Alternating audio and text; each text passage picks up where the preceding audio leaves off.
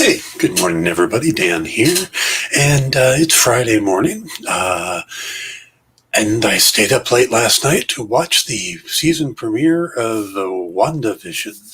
That's right, the new Marvel Disney Plus series, the first Marvel Disney Plus series. I'm hearing a lot of people refer to it as the first Marvel Studios television series, and yeah, I guess that's true. I guess the Avengers and Netflix and stuff were technically Marvel television, but they were part of the MCU, supposedly, when it was all connected. So I don't think of it that way. But anyway, moving that aside, it is early Friday morning, and all I've done so far is put up the Your Friday Connery on my Facebook page.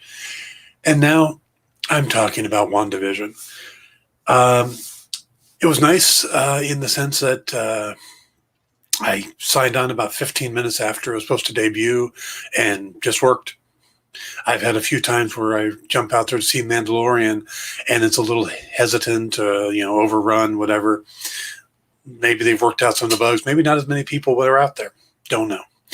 But they dropped 2 episodes of 9.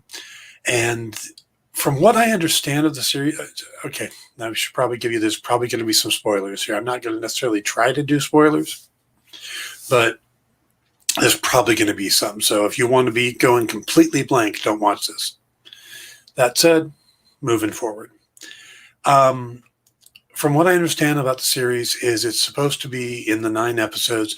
We're supposed to start off with this TV sitcom trope for a couple episodes and then eventually move into a bigger Avengers type adventure fight type thing.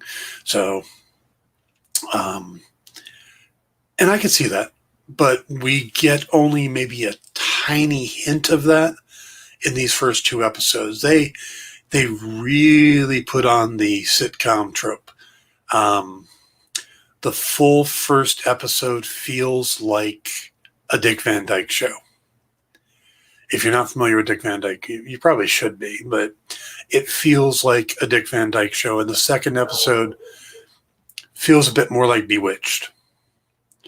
And they are remarkably well done. And that said, I hate sitcoms.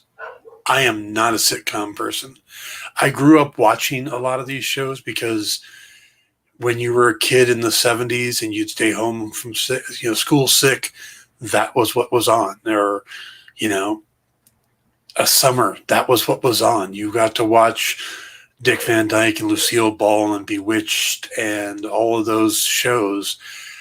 So even though, that wasn't my era, I still saw a lot of that stuff because there was only a handful of networks and they replayed a lot of the old shows.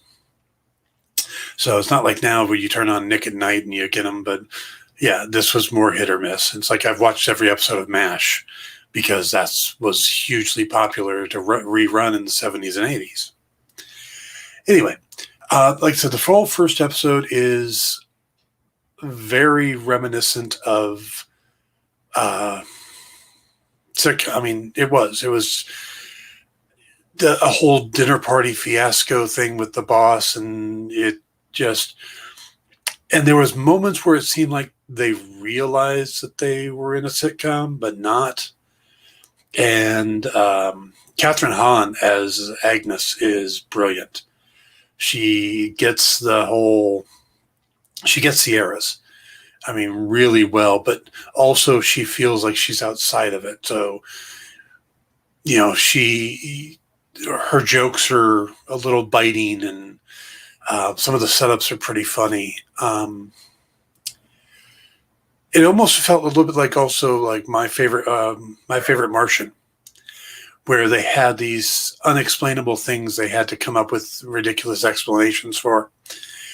So there was a lot of that in it, and Paul Bettany just dove right into it. I mean, he was Rob. He was what was the husband's name on Bewitched? Darren's. I know Durwood was always what her mom called him. Darren. He was Rob. He was Darren, and he played it really well. And I love the fact that he worked at a company, and all he wanted to do was find out, what is it we do? Why are we doing these? I'm doing these reports. These reports are great. Why are we doing analysis reports? What is the reports on? So that was really neat. How it moved through and how seamlessly it went through eras where you just kind of realize, and then the big, the end of the first or the second episode is colorization, which is kind of fascinating how they did that too. So it's got a lot of interesting setup. There was a moment that felt like they were kind of hinting at who our big boss was for the series. And Eric Voss from New Rockstars will be very, very pleased with it. I'm sure he'll be talking about it. There's a line where Catherine Hahn says, the devil's in more than just the details, which to me kind of hints of Mephisto. And there's been a lot of talk about Mephisto being the one behind this, but it's hard to tell. We got introduced to Monica Rambeau's character, Tanya Paris, or how, I'm not sure how to pronounce her name, but let me double check that.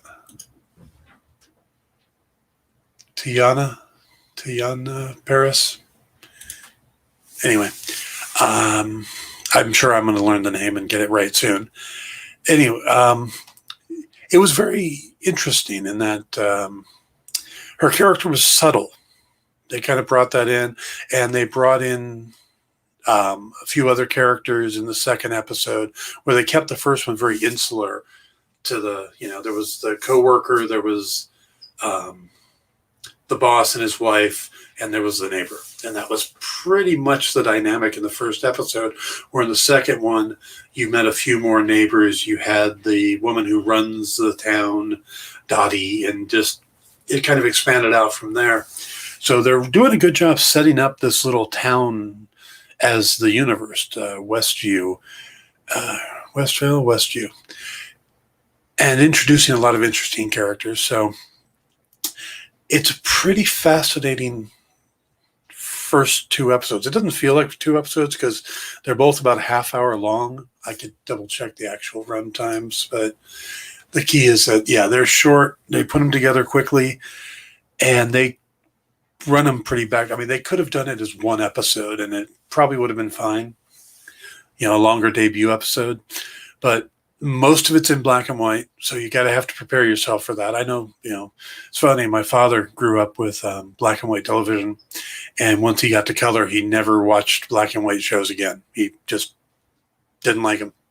He preferred color, and I tried to get him to watch Young Frankenstein. He was like, nope. He liked Mel Brooks, but he wouldn't watch Young Frankenstein because it was in black and white. He didn't watch black and white shows.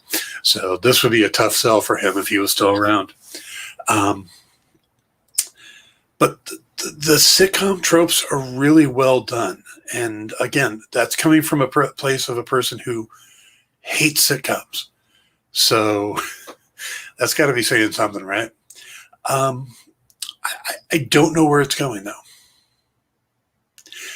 It's obvious that people are trying to contact her. We get little hints of that. We get some signs of S.W.O.R.D., which is the new shield, I guess. There's a little toy helicopter with the S.W.O.R.D. shield on it. And there's a beekeeper guy that climbs out of the sewers with the S.W.O.R.D. shield on his back. There's also moments in the black and white where red shows through.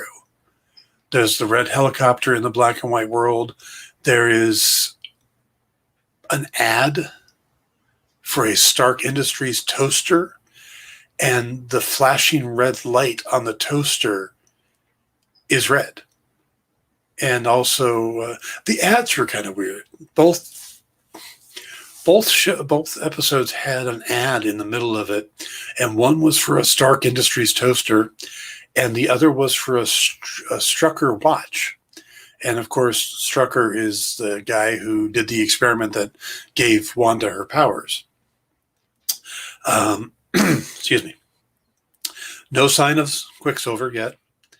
There is, the expected children are hinted at and kind of make their debut, sort of, at the end. But yeah, I guess that is a spoiler. But a lot of the stuff we already knew that was coming from just the trailers. But so yeah, there's nothing about Quicksilver yet. And other than Monica Rambeau, I'm thinking that was Monica Rambeau. Not 100% sure. But yeah, she referred to herself as Gladys, which was definitely that era name, Agnes and Gladys. I think the odds that Agnes is Agatha Harkness, probably about 90%. Unless they did a complete bait and switch and she's Mephisto. That would be interesting. Hadn't thought about that till just now, but that would be interesting. But yeah, they did a lot of the usual tropes, and they worked, which is surprising. So if you have some time this weekend, fire it up, watch it. I don't think it's going to be one of those that there's like a cliffhanger and you need, I need the next one. I need that. I think I'm good with the two that I got, and I look forward to the next one, but it's not me going, oh man, I want the next one now. It's like, no, I'll be good till Friday or next week. I'll be good till next week. So, and I think that's just because of the nature of it just being a little bit teased in the beginning. It's not straight on boom, not like with the first episode of The Mandalorian where it ends with him looking at Baby Yoda for the first time, and we're seeing him for the first time. It's like, no, more. This was like, okay, that was entertaining. I like that. Yeah, I may have to watch this again because there seems to be some clues and stuff that I'm going to want to go through and get. But overall, it was a good first 2 episodes, a good start, and I'm really curious how it's going to go from here because we got a lot of the stuff in the trailers, not all of it, but all the black and white stuff.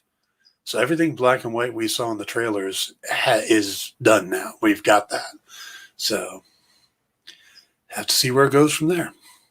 All right, everybody. It's Friday, like I said. Sunday is going to be the podcast. So please tune in for that. We're going to go probably an hour, maybe more, depending on the conversation, but we'll go an hour.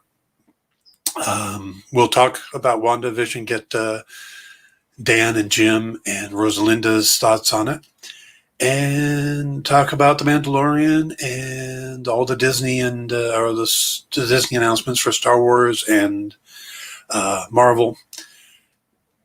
So it should be a fun podcast. So please tune in for that. Other than that, I will be back soon with whatever other news pops up.